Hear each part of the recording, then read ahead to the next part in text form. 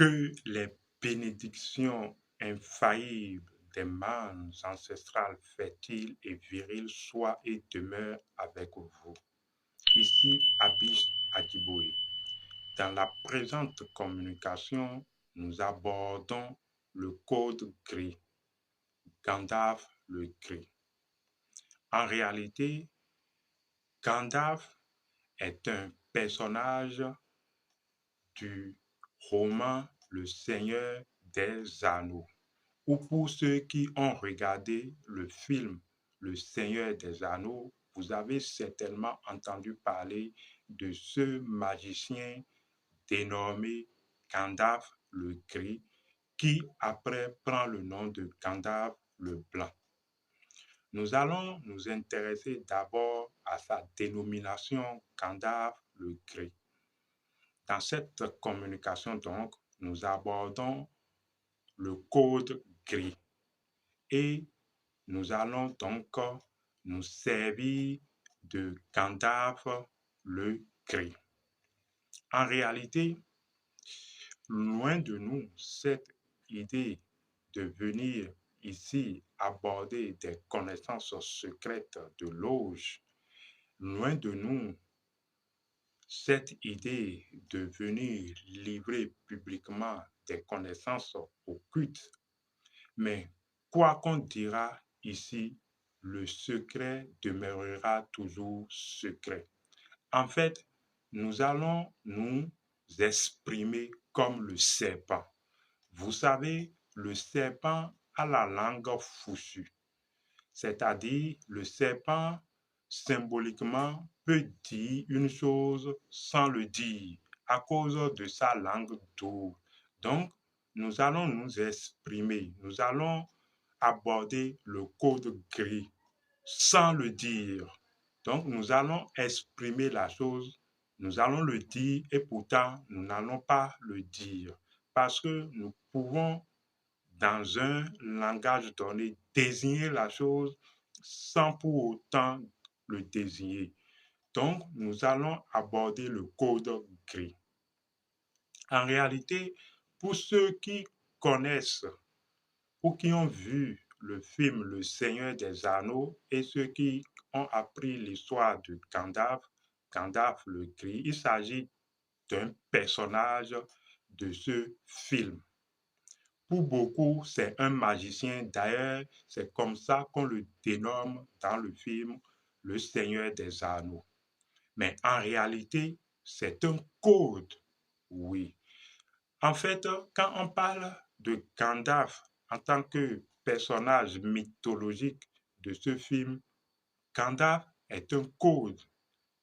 Et en tant que code, je vous assure, Gandalf ne désigne pas une personne. Mais tenez-vous tranquille, Gandalf désigne toute une communauté. Ah oui, je vous assure, Gandalf désigne toute une communauté. Parce que si vous êtes pratiquant d'un art à partir d'une certaine profondeur de pratique, vous absorbez la mémoire de cet art, vous pénétrez la mémoire de cet art. Et alors, vous faites partie maintenant d'une mémoire. Vous voyez, or, la mémoire suppose forcément une communauté qui échange ou qui a pour mise ensemble cette mémoire, donc une communication, parce que la mémoire suppose également des données de communication, des données qui sont partagées et distribuées par les ayants en commun cette mémoire. Donc, quand on parle de Gandalf le gris, puisque le gris étant un code, ceux qui s'adonnent à la pratique de ce code finissent par alors appartenir à une mémoire collective, d'où une communauté. C'est vrai que cette communauté a pour vitrine Gandalf le Gris dans Le Seigneur des Anneaux, mais n'empêche que vous êtes en train de vous ouvrir à la compréhension qu'il s'agit d'une communauté. Quand on parle de Gandalf, je me répète, Gandalf le gris, il s'agit d'une communauté. Une communauté donc de personnes ou d'êtres ayant en commun une mémoire résultant de la pratique d'un certain code. Donc, il s'agit d'un code d'honneur, le code gris. Maintenant, je le disais, le code gris est un code de la sexualité sacrée. Oui, il s'agit toujours de la sexualité sacrée. Quand je parle de la sexualité sacrée, il me vient à l'idée cette dame qui me dit que Abish ne fait qu'aborder des notions de la sexualité. Mais en réalité, si nous ne le faisons pas, qui va le faire? Si ceux qui ont absorbé la mémoire de la chose à un certain niveau donné n'en parlent pas, mais qui en parlera? Vous voyez donc, pour revenir, il s'agit d'un code de la sexualité sacrée. Il s'agit donc d'un code, d'une codification de l'expression du pouvoir, d'une codification de l'expression du pouvoir sacré, d'une codification de l'expression du pouvoir divin. Parce que la sexualité est l'expression du pouvoir. Donc, la sexualité sacrée dans son code de l'art gris ou dans son code gris est une codification, est une démarche, donc est une fréquence de pratique de l'expression du divin pouvoir.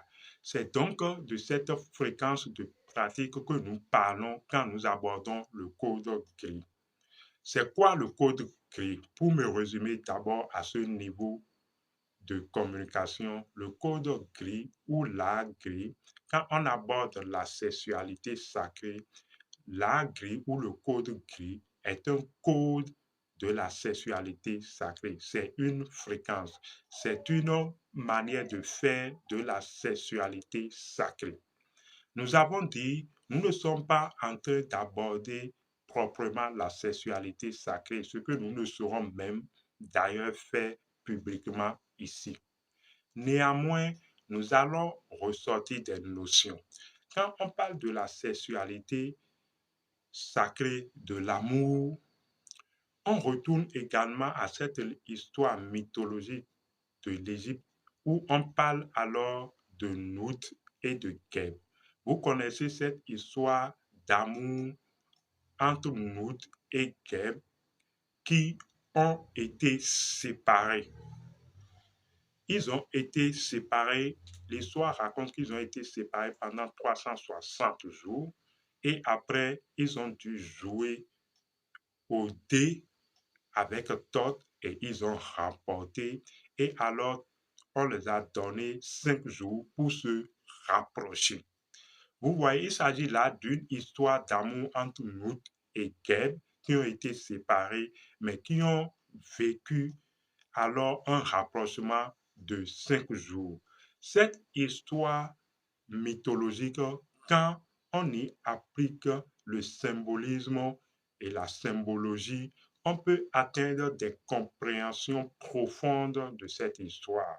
On peut en ressortir les 5 jours des menstrues, mais également on peut trouver alors la codification 5 de l'art gris. Oui.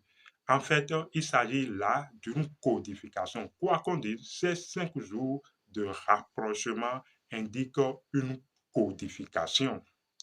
Et nous n'en dirons pas plus pour le moment parce que, quoi qu'on dise, il y a certaines informations qui ne peuvent être portées comme ça publiquement sans qu'on y mette certaines ou un revêtement.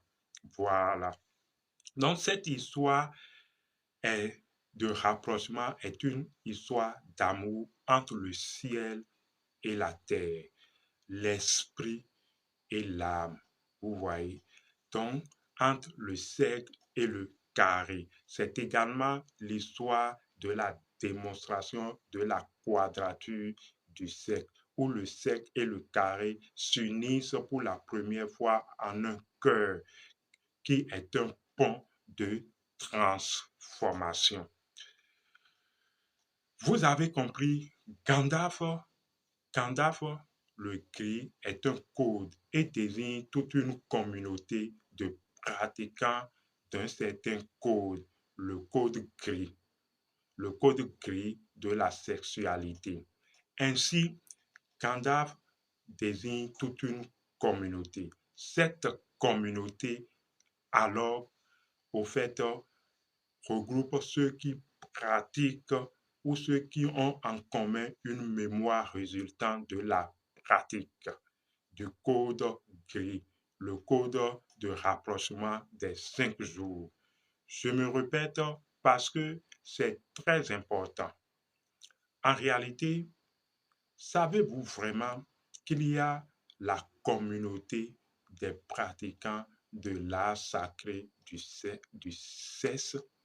Savez-vous qu'il y a la communauté des pratiquants de la sexualité sacrée? En réalité, tout est communauté puisque tout est mémoire. Si jusque-là vous avez suivi, ça va alors vous inciter à faire plus de recherches et à comprendre certaines choses qui jusque-là se déroulent sur vos yeux et que vous prenez pour autre chose. Abish Adiboye, à la prochaine.